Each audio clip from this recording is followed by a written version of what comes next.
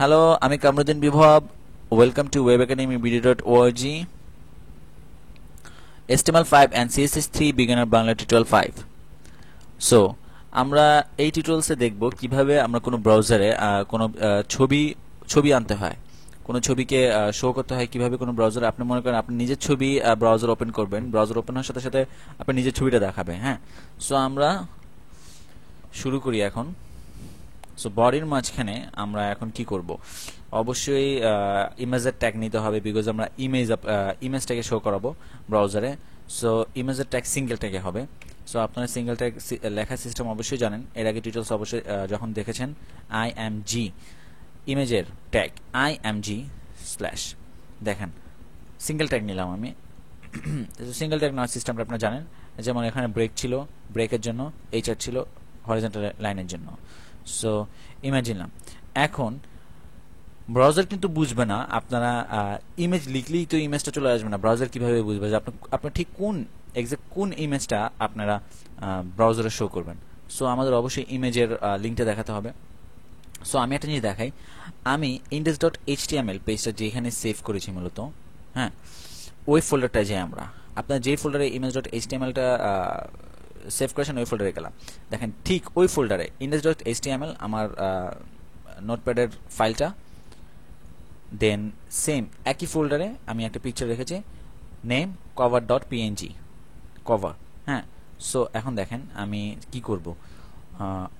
এখন আমার সোর্সটাকে নিয়ে আসতে হবে, যে আমার সেম একই ফোল্ডারে, যে ফোল্ডারে আমার এই পেজটা আছে সেম একই ফোল্ডারে আছে।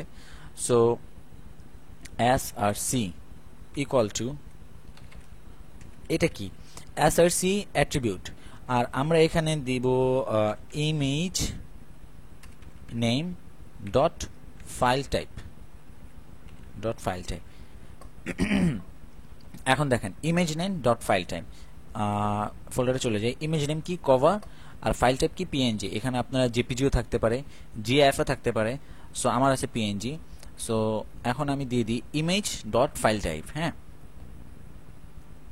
That's mean cover dot PNG.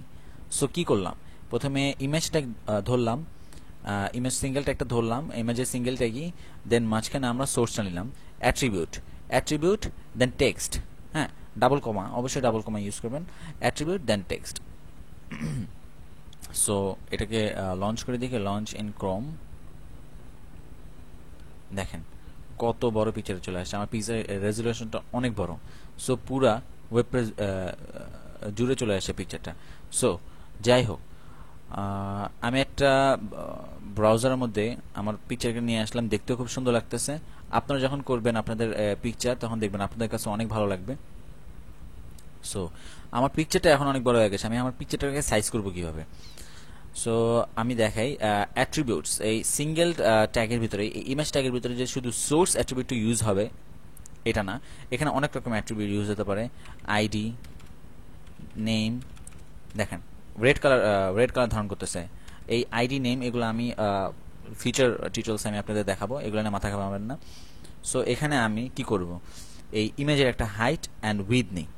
হ্যাঁ, ইমেজের অবশ্যই পুরো ইমেজটা আমার যখন অনেক রেজুলেশন বড় হয়ে গেছে, এটা হাইট উইথ নিয়ে আমি একটা সাইজ মতো করে নিয়ে আসি। তো HAIGHT height equal two double কমা।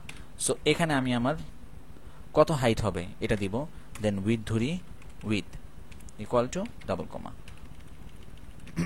সো হাইট ইকুয়াল টু কত দিব, সো আমি হাইট ইকুয়াল 200 পিক্সেল দিই, 200, উইথও সেম ধরি 200। দেখেন height equal to 200, width equal to 200। So save, okay, then reload করি। দেখেন পিকচারটা সাইজ মতো হয়ে গেছে, যত বড় রেজলিউশন হোক পিকচারটা আমার সাইজ মতো হয়ে গেছে। পিকচারটা আরও বড় করি, 400 করে দিই, হাইট 400, উইথ 600 দিই। দেখেন রিলোড করি ক্রোম, দেখেন সো দেখতে অনেক ভালো লাগতেছে। নিচে আপনি পিকচারের মধ্যে জিনিসটাকে একটু সুন্দর করি, একটা প্যারা নিলাম, webacademyBD.org। ওকে, যাই হোক, খুব সুন্দর একটা ওয়েবসাইট ক্রিয়েট করে ফেললাম, পিকচার দেন কি ওয়েব একাডেমি বিডি। সো যাই হোক, এই টিউটোরিয়ালে আজকে এটুক পর্যন্তই আপনাদেরকে। নেক্সট টিউটোরিয়ালে আমি আরো অনেক মজার কিছু দেখাবো। So thank you for watching.